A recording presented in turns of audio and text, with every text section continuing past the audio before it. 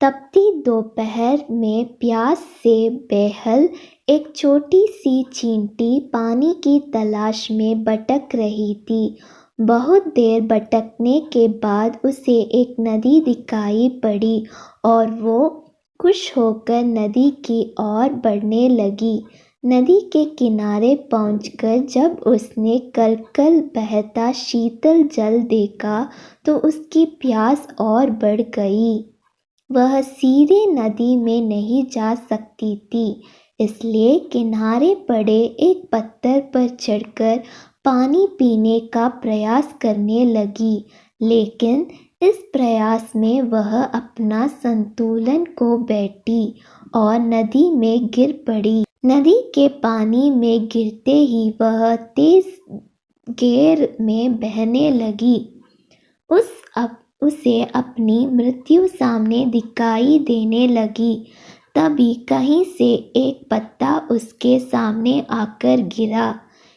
किसी तरह वह उस पत्ते पर चढ़ गई।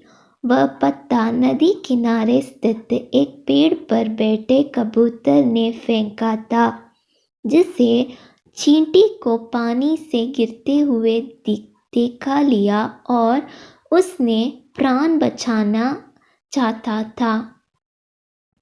पत्ते से साथ बहते हुए चींटी किनारे पर आ गई और कूदकर सूखी भूमि पर पहुंच गई। कबूतर के निस्वार्थ भाव की ही सहायता के कारण चींटी की जान बच पाई थी।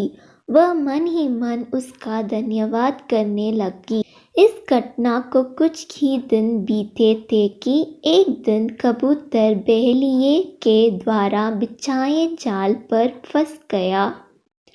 उसने वहां से निकलने के लिए बहुत पंख फड़फड़ाने लगा, बहुत जोर लगाया, लेकिन जाल से निकलने से सफलता नहीं हो पाया।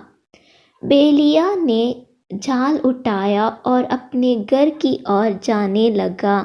कबूतर निस्सहाय से जाल के भीतर कैद था। जब चींटी की दृष्टि जाल में फंसे कबूतर पर पड़ी तो उसने वह दिन स्मरण हो आया जब कबूतर ने उसके प्राणों की रक्षा की थी।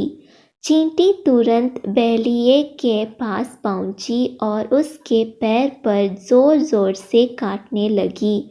बहेलिया दर्द से चटपटाने लगा।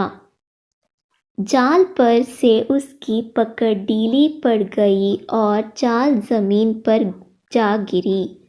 कबूतर का जाल से निकलने का अवसर प्राप्त हो चुका था। वह झटपट जाल से निकला और उड़ गया।